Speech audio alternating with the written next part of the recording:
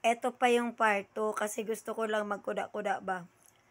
Sabi ni mother ako, Alfred, may mga kaso ka sa Cebu.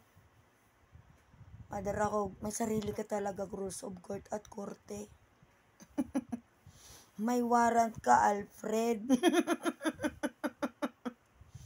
Sabihin mo, kausapin mo yung inaangkin mong law firm. Kung ano ang ibig sabihin ng Article 2 ng Revised Penal Code. At anong ibig sabihin ng due process. At premature subpoena. At ano sabi mo, Madraog? Ipapakansila mo yung passport ni Alfred. Kausapin mo muna sila Rimulya, sila unahin mo nang ipakansila yung Kare Roque, malay mo. Makansila yung kay Alfred. At mapauwi mo. Sko. Nakausad ka lang sa Tarlac dahil sa mikos-mikos. Pinagbigyan na nga kita eh. Oo. Pero pagbigyan mo din ako sa malicious prosecution. May subsidiary penalty yon pag walang nahita sa yung mga maaaring i-garnish. At kung wala kang bayad. Dati 1K, for every 1K, doon sa daños perwisyo, equivalent to 1 day. Ngayon, 600 na lang, may bago. May bagong nilabas ang Supreme Court basta hindi sila lagpas ng 1/3 doon sa original amount. Yan tayo, Mother Rakugi.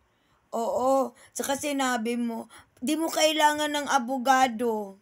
Bakit ka kumuha ng abogado? Logic, Mother Rakug, proper court yan. Proper court na yan. Yan yung limitation under Rule 138-A ng Rules of Court. May limitations ang paralegal. We cannot represent someone or yourself in court. Kailangan mo lawyer. Diba? So, kakailanganin mo ng lawyer.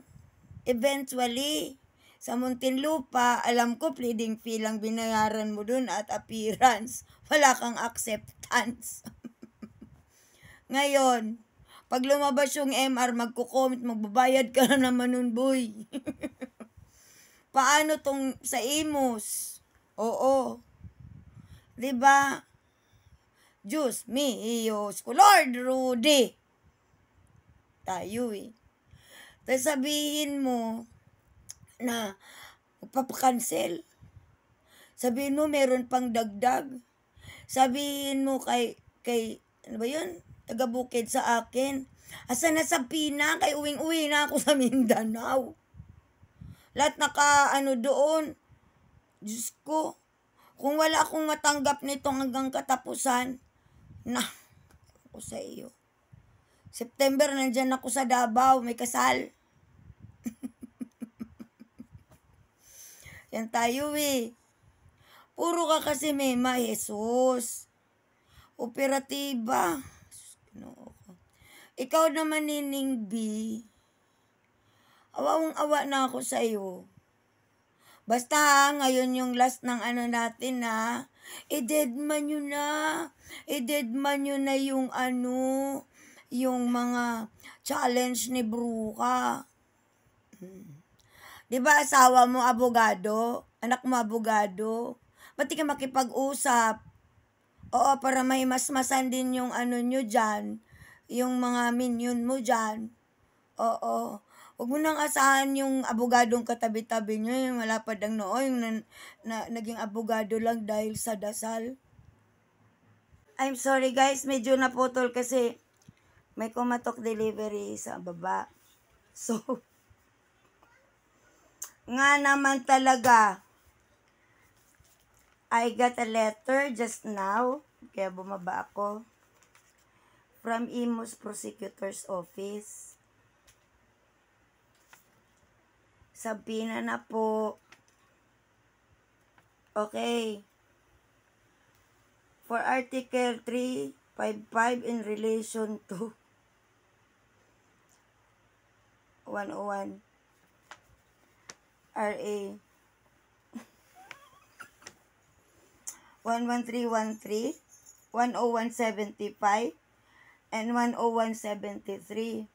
Actually, ito yung inantay namin para mag-entry of appearance na counsel ko. Oh, nananawagan na dito sa 4 na respondents ko. 4 yan, B. So, yun na nga eh. Sus Marusep. Inaantay ko yung sa Davao, nauna naman dito. So, paano yun? Ang hindi makarating, boom, boom, ba.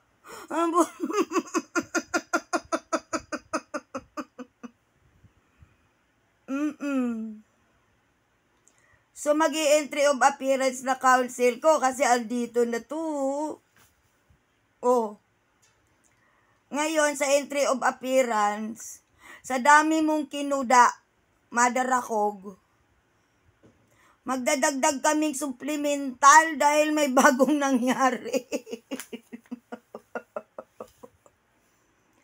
So, para isang punta lang ng abogado ko, puntahan din yung medisyon dito.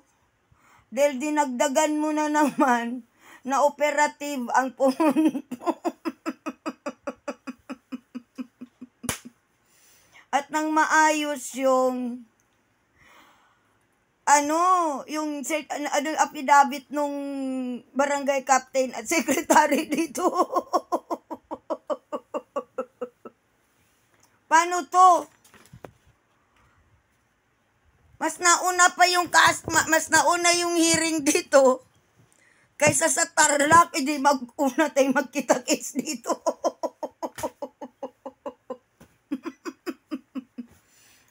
Paano yung order na natanggap ko kapon sa Tarlac?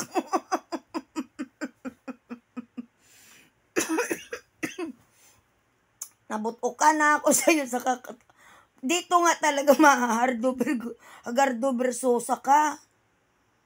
At sa mga nakikisaw-saw dyan, sa mga nakikisaw-saw dyan sa kambugan ni Madarahog, paano yun? Gagastusan na kaya ni... Gagastusan ka ni Alfred B. Di mo napansin, nagpunta ako sa mga account ninyo. Ba't nyo binablock si Alfred? Di nyo ako binablock. Sabagay, uli na ang lahat. Nakuha ko na lahat. Matatawa ka nga talaga, no? O paano yan? Fail not under penalty of law. So ordered. July 31, 2020. Legit B. Sabina na to B. Paano yan? Kita-kits muna tayo. Saan ka ba ngayon, Madarahog? Sa Subic Report? Abay, mamamasay ka. Agahan mo ng punta. Sa bagay, di naman maagang maaga. Okay lang naman. Naku.